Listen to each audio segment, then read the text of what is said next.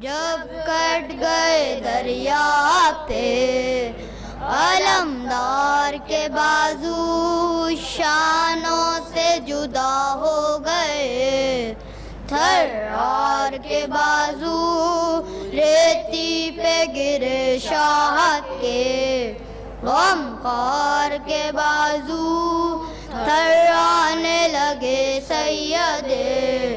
अबरार के बाजू रंग उड़ गया तस्वीरे, अलम हो गए शबीर, सदमा ये हुआ ज़ौक़ से।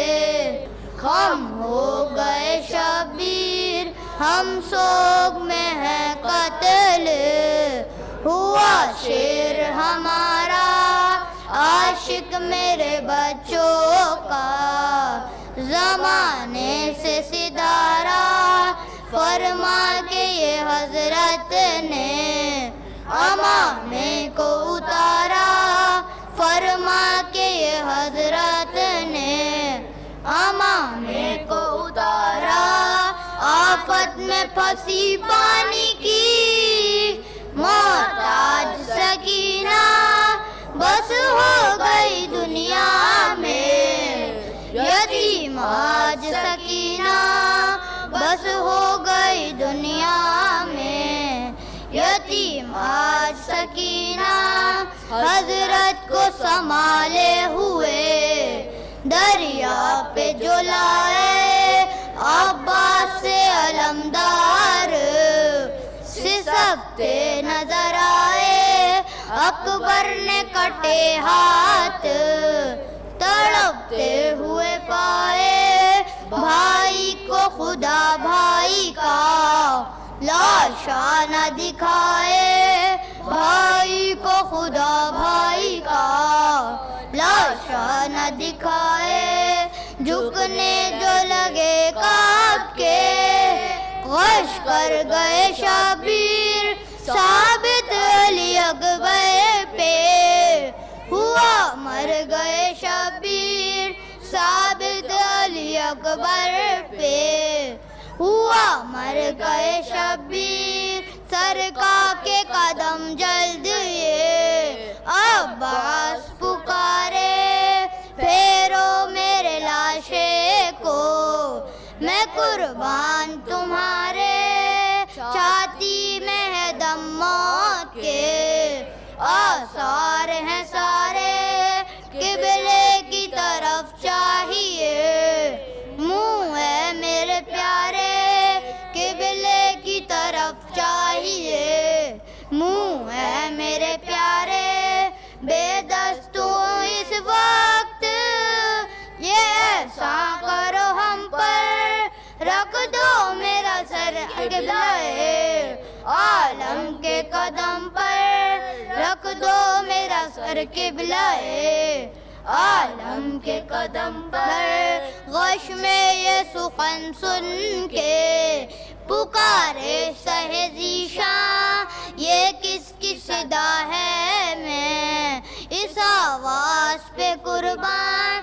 अकबर ने कहा कब से तड़पते हैं चचा जान, मिल लीजिए अब्बास कोई दम के हैं मेहमान, मिल लीजिए अब्बास कोई दम के हैं मेहमान। फिर हो न सका ज़ब्त इमामे अज़ली से, लिपटे शहीदी लाशे अब्बास अली से, लिपटे शहीदी लाशे अब्बास अली से, लिपटे शहीदी लाशे।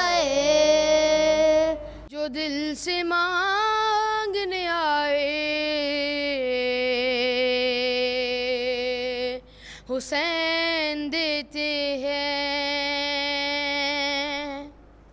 जो दिल से मांगने आए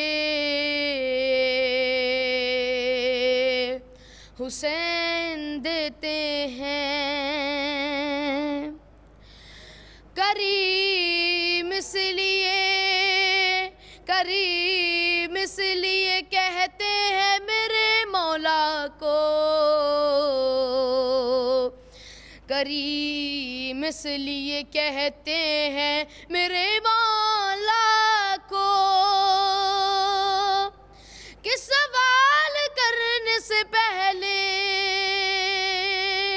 हुसैन देते हैं, जो दिल से मांगने आए हुसैन देते हैं। और चराग खैमा को गुल करके, चराग खैमा को गुल करके वो शबे आशूर, चराग खैमा को गुल करके वो शबे आशूर, ज़माने भर को उजाले, ज़माने भर को उजाले हुसैन देते हैं, जो दिल से मांगने आए हुसैन देते हैं। कभी जो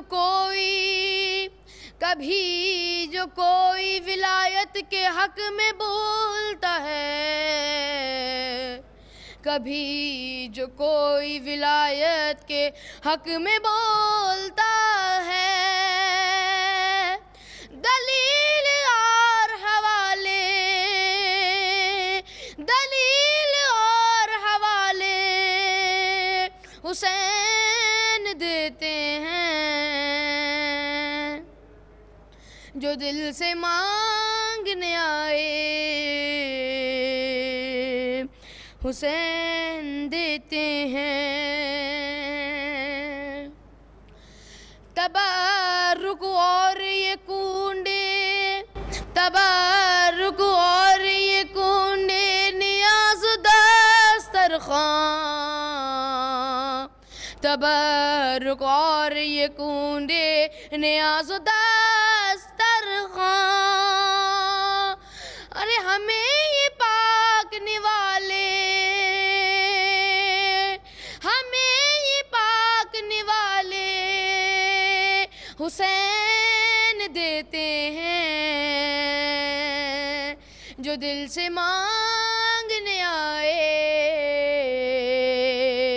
हुसैन देते हैं। औज़ु बिल्लाहि मिनश शैतानिर रजीम, बिस्मिल्लाहिर्रहमानिर्रहीम, अल्हम्दुलिल्लाहि रब्बिल आलमीन, अस्सलातु वस्सलामु अला अशरफिल अंबिया वल मुरसलीन व खातिबिन नबीन सय्यदिना व नबीना व शफ़ीए ज़ुनूबिना व तबीबे कुलूबिना मौलाना बिल क़ासिम मुहम्मद, अल्लाहुम्मा सल्लि अला मुहम्मद व अला तय्यबीन अत्ताहिरीन अल-मासूमीन अल-मज़लूमीन। अम्मा बाद फ़क़द क़ाल अल्लाहु सुब्हानहु व तआला फ़ी किताबिम मजीद वल फ़ुरक़ानिल हमीद व क़ौलुहुल हक़ व हुवा अस्दक़ुस सादिक़ीन। बिस्मिल्लाहिर्रहमानिर्रहीम। या अय्युहल्लज़ीना आमनु तक़ुल्लाह व कूनू मअस सादिक़ीन। दुरूद पढ़े मोहम्मद व आले मोहम्मद पर।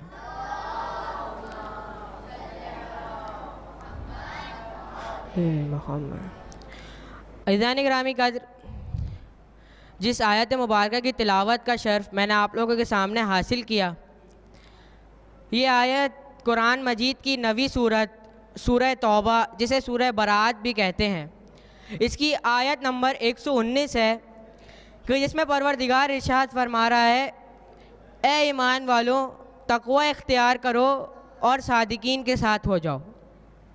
ए ईमान वालों तक़वा इख्तियार करो और सच्चों के साथ हो जाओ। यानी अगर कोई शख्स मुसलमान है, किसी ने कोई ईमान ले आया है या वो ईमान वाला है, तो ज़रूरी है कि तक़वा इख्तियार करे और सच्चों के साथ हो जाए। यानी अगर हम मुसलमान हैं, हम ईमान वाले हैं, तो हम पे फ़र्ज़ है कि हम तक़वा इख्तियार करें और सादिकीन के साथ हो जाएं। अगर हम इस आयत को दो पहलुओं में समझते हैं, कि जिसमें पहले पहलू में परवरदिगार इरशाद फरमा रहा है कि ए ईमान वालों तकवा इख्तियार करो।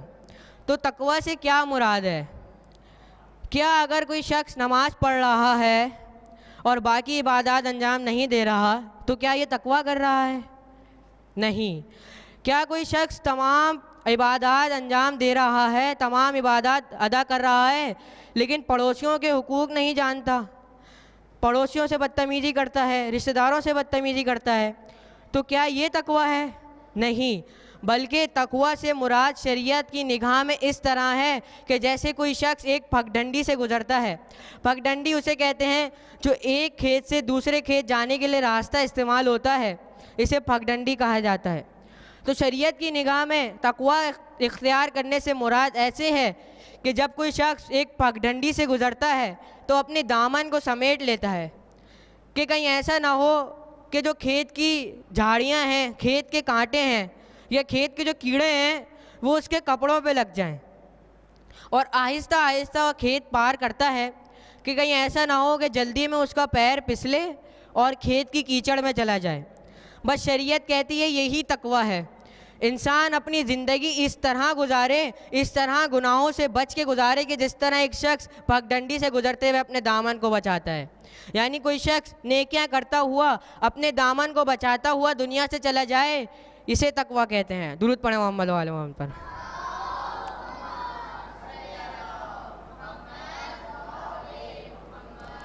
और तकवा इख्तियार करने को आपको वाज़े करने के लिए मैं एक वाक़या बयान करता हूँ कि एक बनी इसराइल के नबी का वाक़या है।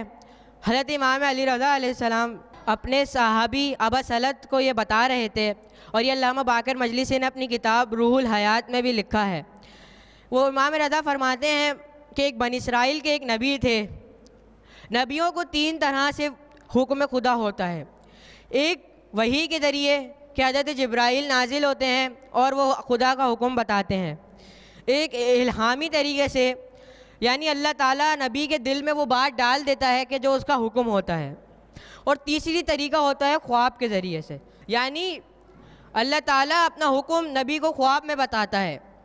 अब जब वो बनी इसराइल के नबी सोते हैं तो देखते हैं कि ख्वाब में परवरदिगार का इरशाद है कि जब तुम घर से बाहर निकलो कल, तो जो सबसे पहली चीज़ देखो उसे खा लो, जो दूसरी चीज़ देखो उसको दबा दो, ज़मीन में दबा दो, और जो तीसरी चीज़ देखो उसे पना दो, जो चौथी चीज़ देखो उसे मायूस नहीं करना, उसे खाली हाथ न लटाना, उसकी मदद करना, और जो 5वीं और आखिरी चीज़ देखो उसे छोड़ दो, वहाँ से चले जाओ। अब नबी सुबह उठते हैं, अल्लाह के हुक्म की ताबीर करनी है, घर से बाहर निकलते हैं तो सोचते हैं कि परवरदिगार ने इरशाद फरमाया था कि जो पहली चीज़ देखो उसे खा लो। लेकिन जब वो देखते हैं तो देखते हैं कि बहुत तवील पहाड़ है, बहुत बड़ा पहाड़ है। वो सोचते हैं कि मैं इसे कैसे खाऊंगा, मगर क्योंकि परवरदिगार का हुक्म है, खाना है। उस पहाड़ को खाने के लिए जैसे जैसे उस पहाड़ के करीब बढ़ते हैं तो देखते हैं कि वो पहाड़ छोटा होता चला जाता है, और आखिर में वो एक लुकमे के बराबर, एक निवाले के बराबर हो जाता है। और जब नबी उसे खाते हैं तो फरमाते हैं कि इससे ज़्यादा लजीज़ चीज़ मैंने आज तक नहीं खाई, इससे ज़्यादा लजीज़ चीज़ मैंने इस दुनिया में आज तक नहीं खाई। उसके बाद आगे बढ़ते हैं तो खुदा के हुक्म की ताबीर करनी है, दूसरी चीज़ जो देखो उसे दबा दो। तो वो देखते हैं कि बहुत ज़्यादा मिकदार में सोना, चांदी, हीरे जवाहरात ज़मीन पर पड़े हैं। परवरदिगार ने इरशाद फरमाया है कि जो दूसरी चीज़ देखो उसे दबा दो। तो हुक्म की ताबीर करते हुए उस चीज़ को दबाना है। आप ज़मीन में गड्ढा करते हैं और वो तमाम सोने चांदी को उसमें दबा देते हैं। आगे बढ़ते हैं तो देखते हैं कि वो जो सोना चांदी आपने दबाया था वो ज़मीन से निकल आता है। लेकिन फिर सोचते हैं कि परवरदिगार ने आगे कुछ नहीं फरमाया था, बस इतना फरमाया था कि उसको दबा दो, सोने चांदी को दबा दो, बात का नहीं बताया था। आगे बढ़ते हैं तो सोचते हैं कि परवरदिगार ने इरशाद फरमाया था जो तीसरी चीज़ देखो उसे पनाह दो। तो देखते हैं कि एक छोटे परिंदे के पीछे एक बाज लगा हुआ है, बाज एक बड़ा परिंदा उसका शिकार कर रहा है। तो वो छोटा परिंदा नबी के पास आता है और फरमाता है या नबी, ये परिंदा बाज मेरे पीछे पड़ा है, मेरी मदद कीजिए। तो वो नबी उस छोटे परिंदे को अपनी आस्तीन में छुपा लेते हैं। अब देखते हैं कि वो बाज जो छोटे परिंदे के पीछे लगा हुआ था, वो बाज नबी के पास आ जाता है और फरमाता है कि ए नबी, इतनी मुश्किलों से पूरे दिन से कुछ नहीं खाया था, इतने मुश्किलों से एक शिकार हुआ और उसको भी आपने अपने पास पनाह दे दी, अब मैं क्या करूं? हुक्म खुदा था कि जो चौथी चीज़ देखो उसे मदद करना, उसे खाली हाथ ना लौटाना। तो नबी खुदा हैं, परवरदिगार का हुक्म भी पूरा करना है, तो नबी क्या करते हैं, अपनी रान का गोश्त काट के उस परिंदे को, उस बाज को दे देते हैं और हुक्म खुदा से वो गोश्त नबी का वापस आ जाता है। आगे बढ़ते हैं। आखिरी चीज़ जो परवरदिगार ने इरशाद फरमाई थी कि जो आखिरी चीज़ देखो उसे छोड़ दो, वहाँ से चले जाओ। अब ये आखिरी चीज़ देखते हैं कि एक गोश्त है, बदबूदार गोश्त है जिस पे कीड़े लगे हुए हैं, बदबू आ रही है, बहुत गंदा सा वो गोश्त का टुकड़ा है, सारे जानवर लगे हुए हैं। आपको याद आता है कि उसे छोड़ना है, तो आप उसको छोड़ के चले जाते हैं। दिन गुजरता है, नबी वापस घर में आते हैं, सोते हैं, तो वापस ख्वाब में हुक्म खुदा, अल्लाह ताला का इरशाद होता है कि नबी तुमसे खुदा खुश हुआ, तुमने अल्लाह ताला का हुक्म पूरा किया। इसका मतलब जानो कि इसका वजह क्या थी इस चीज़ की।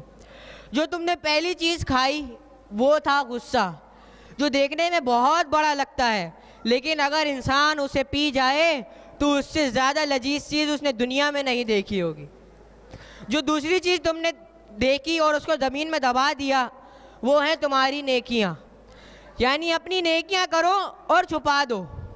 परवरदिगार के हाथ में है कि वो पूरी दुनिया को दिखाएगा। और वो जो नेकी तुम्हारे हीरे जवाहरात वापस गड्ढे से बाहर आए थे वो इसीलिए कि तुम नेकी करो और दबा दो, किसी को पता ना चले। खुदा का काम है कि वो दुनिया के सामने तुम्हारी नेकियां दिखाएगा। जो तीसरी चीज़ तुमने देखी जिसको तुमने पनाह दी वो है मजलूम, कि अगर कोई मजलूम तुमसे पनाह मांगे तो उसे पनाह दो, उसे मना नहीं करो, और तुमने वही करा, उस मजलूम को पनाह दी। जो चौथी चीज़ तुमने देखी, उस बास की जो तुमने वसीयत पूरी करी, उसकी हाजत जो पूरी करी वो हाजतमंद है, यानी अगर कोई हाजतमंद तुम्हारे पास अपनी हाजत लेकर आता है तो उसे मना नहीं करो बल्कि उसकी हाजत को पूरा करो, और तुमने वही किया। और जो पांचवी और आखिरी चीज़ तुमने देखी और उसे छोड़ दिया, वो जो गोश्त था वो है गीबत। गीबत में नहीं बैठो, जहाँ गीबत हो वहाँ से उठ के चले जाओ। तो तुमने ख्वाब की पूरी ताबीर की है। दुरूद पढ़े मोहम्मद वाले मोहम्मद पर।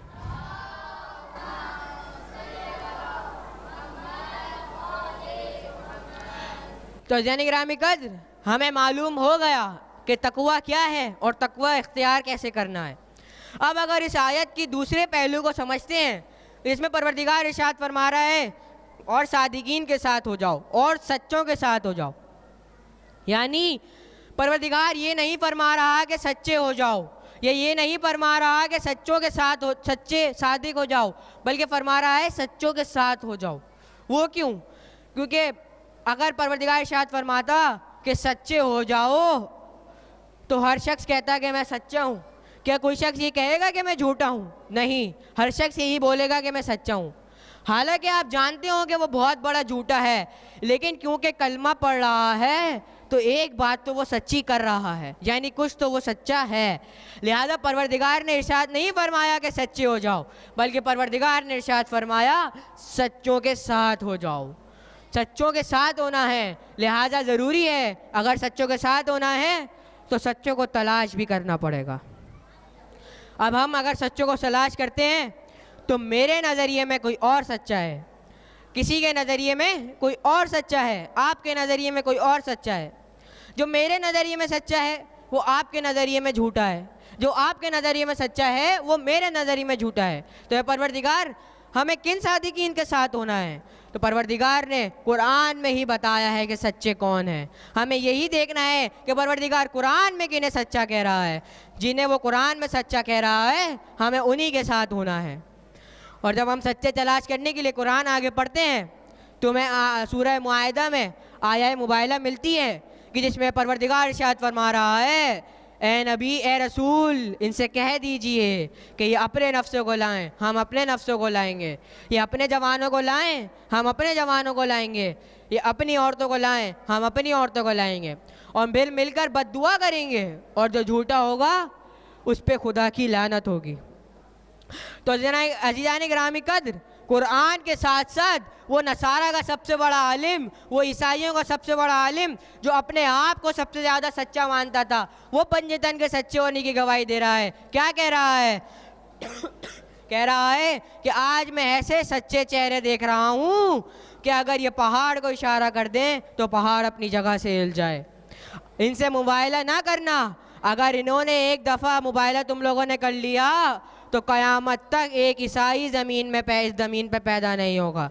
अज़ीज़ान गिरामी कद्र, आपने देखा कि वो ईसाई कुरान के साथ साथ वो ईसाई जो हुजूर के मद्दे मुकाबिल आया था, पंजतन के मद्दे मुकाबिल आया था, वो भी हुजूर की गवाही और सच्चाई की गवाही दे रहा है, वो भी पंजतन की सच्चाई की गवाही दे रहा है। और अज़ीज़ान गिरामी कद्र, पंजतन का दस्तूर रहा है, अहले बैत का दस्तूर रहा है कि अपने किरदार को अपने दुश्मनों से भी मनवाते हैं, अपने किरदार को अपने दुश्मनों से भी मनवाते हैं। कि जब हुजूर सल्लल्लाहु अलैहि वसल्लम नबूवत का ऐलान करने के लिए फ़ारान की चोटी पर गए तो सामने कोई मुसलमान न था, सारे कुफ़ार खड़े थे। लेकिन जब हुजूर ने फरमाया कि क्या तुम लोगों के नज़रिए में मैं सबसे बड़ा अमीन हूँ, तो सारे कुफ़ार ने फरमाया जी हुजूर आप सबसे बड़े अमीन हैं। कहा तुम लोगों के क्या मैं सबसे बड़ा सादिक हूँ? कहा जी हुजूर आप सबसे बड़े सादिक हैं। कहा अगर मैं कहूँ कि इस पहाड़ के पीछे एक तवील लश्कर है तो क्या तुम लोग मान लोगे? वो कहते हैं जी हुजूर हम मान लेंगे। वो फरमाते हैं और अगर तुम लोग पहाड़ पे चढ़ो और देखो कि उधर कोई लश्कर ना हो तब भी मान लोगे? तो वो फरमाते हैं जी हुजूर हम समझेंगे कि हमारी आँखों का धोखा है, लेकिन हम आप पे यकीन करेंगे, हम आपको झूठा नहीं मान सकते। और फिर हुजूर ने अपनी नबूवत का ऐलान किया। यानी अज़ीज़ान गिरामी कद्र, सामने सारे कुफ़ार हैं, अभी किसी ने इस्लाम कबूल नहीं किया है, लेकिन हुजूर की सदाकत की सच्चाई देख इतने सदाकत बता रहे हैं कि अपने आप को झूठा मनाने के लिए तैयार हैं। बस अज़ीज़ान गिरामी कद्र, करबला में भी इमाम हुसैन ने अपने नाना की सुन्नत को अमल करते हुए अपने घोड़े पे सवार हुए, और बाज़ रिवायात में है कि अपने नाके पे सवार हुए और करबला के तवील सबसे लंबी चोटी थी उस पे जाके खड़े हो गए और फिर खुतबा दिया और फिर फरमाया क्या तुम लोग भूल गए हो, क्या तुम लोग भूल गए हो मेरे नाना ने फरमाया था हसन और हुसैन जवानान जन्नत के सरदार हैं। 4 असहाब के नाम भी लिए, ये असहाब अभी मौजूद हैं, चाहो तो मेरे नाना का कौल उनसे पूछ लेना, मेरे नाना की हदीस उनसे पूछ लेना। अज़ीज़ान गिरामी कद्र, इमाम हुसैन ने फरमाया क्या तुम लोग ये चाहते हो कि जन्नत के सरदार को कत्ल करके जन्नत में जाओ, जन्नत के सरदार को शहीद करके जन्नती कहलाओ? मैं ये नहीं चाहता कि मैं अपनी जान बचाऊं, बल्कि ये तकरीर, बल्कि ये खुतबा मैं इसलिए दे रहा हूँ ताकि तुम लोग जहन्नुमी होने से बच जाओ और जन्नती हो जाओ। मगर अज़ीज़ान गिरामी कद्र, उन दुश्मनों पे दुनिया इतनी सवार थी, उन्होंने एक ना सोची, इमाम हुसैन पे हमला किया। अज़ीज़ान गिरामी कद्र, मेरे मौला की जंग देखो, 3 दिन के भूखे प्यासे की जंग देखो, 3 हमले किए, 3 बड़े बड़े हमले किए, फौज अशकिया बिखर गई, सब इधर से उधर जाने लगे। अज़ीज़ान गिरामी कद्र, उमर साथ आवाज़ बुलंद करता है ये हुसैन इब्न अली है, ये शेर खुदा का लाल है, चारों तरफ से हमले करो। अज़ीज़ान गिरामी कद्र, चारों तरफ से हमले हुए, कहीं से तीर, कहीं से तलवार, कहीं से गरम गरम मट्टी करबला की। मेरे मौला से जी पर संभला ना गया, मेरे मौला जी से ज़मीं पर आए। इन्ना लिल्लाह व इन्ना इलैहि राजिऊन। क्या पूछते हो अहले अज़ा है, क्या करूं बयां मैं, ज़ाहिर हुसैन हूँ और एक नौग़ा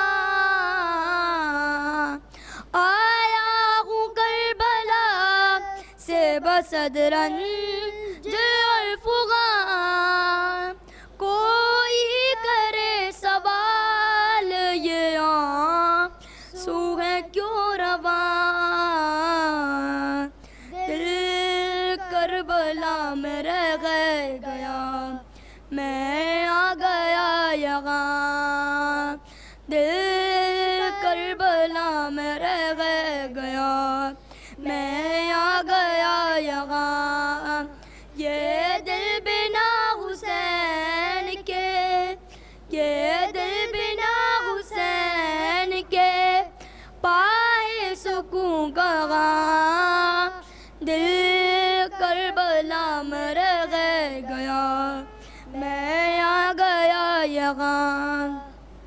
नाम हुसैन काफी रोने के वास्ते, एक एक कदम रुलाती है यूं करबला मुझे।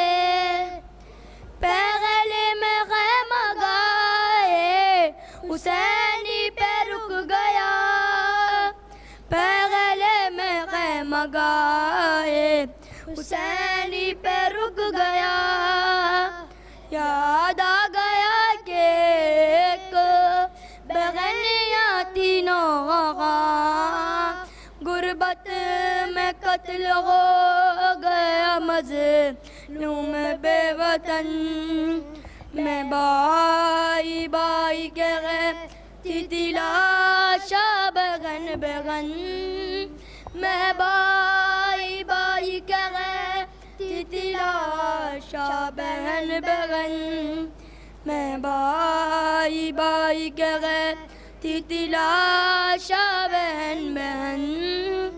दिल करबला में रह गया, मैं आ गया यहाँ। निकला मैं उसके बाद ख़याम हुसैन से, आसार थोड़ी दूर थे कते यदैन के। देखा मकाम बाजू बुरीदा में रो दिया, देखा मकाम बाजू बुरीदा में रो दिया।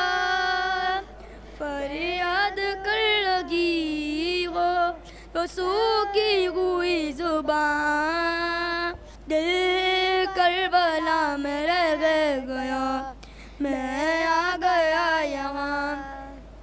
नज़दीक था मुकाम अली अकबर जवान, गिरिया को नाती सगरा लिए चंद बीबियाँ। आवाज़ एक फिजाओं में दिल को खिलाती थी, आवाज़ एक फिजाओं में दिल को खिलाती थी। बाबा मिले तो कहना कि क्या कहता था एक जवान, है जाने अब लबों पर बरची न खींचना। बोले पदर से अकबर बरची न खींचना। गहवारा एक छोटी इमारत में था रखा, गहवारे में शुलूक था एक खून में भरा। गहवारा चूम चूम के दे दे के लोरियाँ, गहवारा चूम चूम के दे दे के लोरियाँ। लगता था कह रही वो हुसैन हसन की माँ, माँ कुर्बान असगर जान आ जाओ। दिल करबला में रह गया, आ गया यहाँ।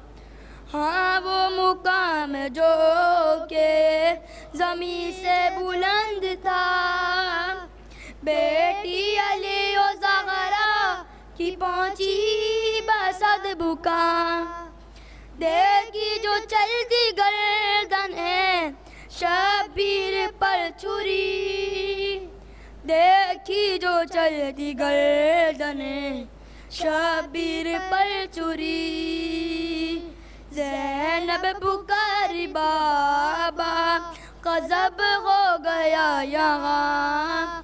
ज़ैनब लिपट के बाप से देती रही सदा, 70 कदम का फासला भाई बहन में था। दिल करबला में